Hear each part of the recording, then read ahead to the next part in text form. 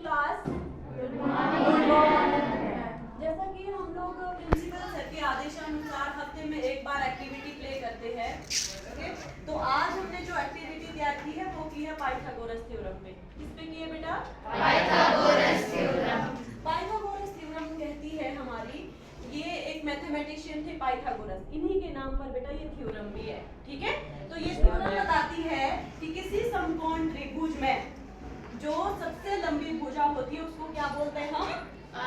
कर्ण। उसको बोलते हैं हम कर्ण। ये हमारा समकोण त्रिभुज है, इसको हम कहते हैं कर्ण। क्या बोलते हैं? कर्ण। और ये जो एंगल बनता है यहाँ पे 90 डिग्री का, इसके सामने वाली भुजा कहलाती है कर्ण। और जिस पर ये समकोण त्रिभुज बना है इसको बोलते हैं हम आधार। क्या बोलते हैं बेटा? आधार। आधार। और जो आपकी स्ट्रेट लाइन है, ठीक है ना, इसको बोलेंगे हम लंब। क्या बोलेंगे बेटा? लंब। लंब बोलेंगे। तो जो पाइथागोरस प्रमेय ने जो थ्योरम दी थी उसका एक फॉर्मूला बनता है, वो बनता है कर्ण का स्क्वायर इक्वल टू लंब का स्क्वायर प्लस आधार स्क्वायर। क्या बनता है? एक बार रिपीट करो मेरे साथ। कर्ण का स्क्वायर इक्वल टू लंब स्क्वायर प्लस आधार स्क्वायर। ठीक है। ये जो कर्ण का स्क्वायर होता है ये इन दो भुजाओं के वर्ग के सम के बराबर होता है, ठीक है बेटा। अब इससे आगे दिव्यांशी जो हमारा ये एक्टिविटी है इसको आगे प्रोसेस करेगी। पाइथागोरस प्रमेय गणित का एक बहुत महत्वपूर्ण विषय है जो हमें समकोण त्रिभुज की भुजाओं के बीच के संबंध को समझाता है। पाइथागोरस प्रमेय का उपयोग मूल रूप से किसी त्रिभुज की अज्ञात भुजा एवं अज्ञात कोण को ज्ञात करने के लिए किया जाता है। जैसे कि आप यहाँ देख सकते हैं, इस मॉडल के द्वारा पाइथागोरस प्रमेय कहता है कि कर्ण की भुजा का वर्ग बाकी शेष भुजाओं आधार तथा लंब की भुजाओं के वर्गों के योगफल के बराबर होता है।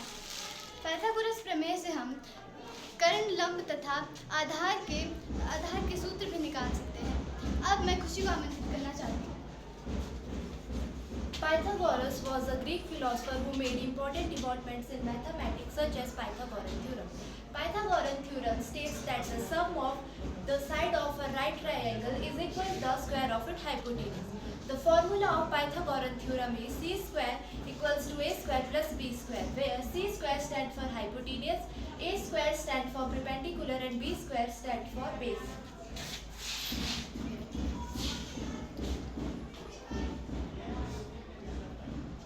So the Pythagorean theorem tells that the sum of square of perpendicular and the square of base is equal to the square of its hypotenuse.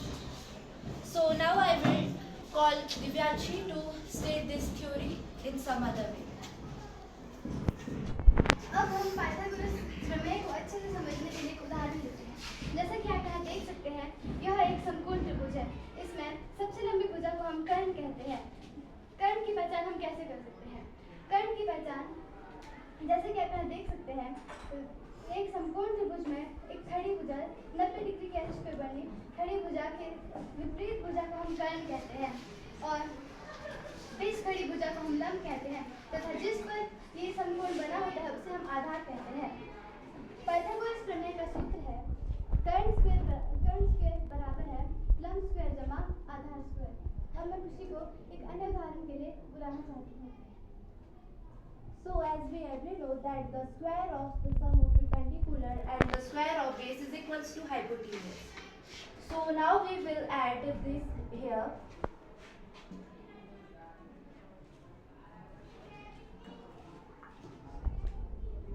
So this is perpendicular.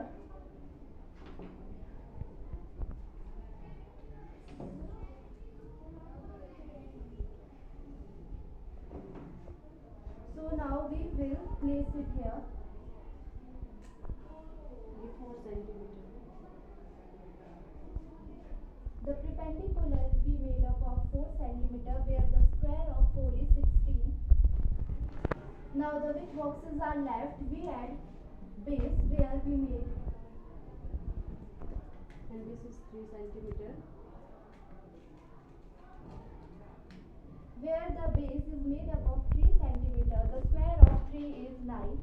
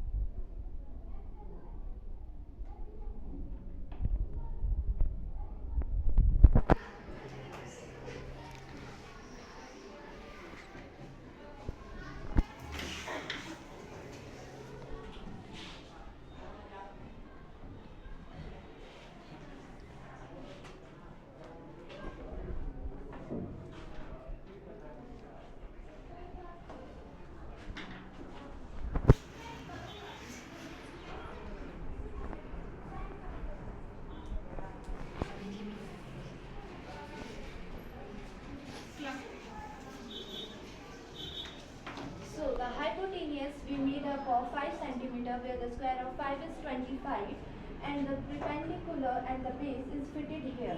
So this is that the square of hypotenuse, the square of perpendicular and the square of base is equal to square of hypotenuse. Thank you. This is all about our activity. I hope you learn about something new.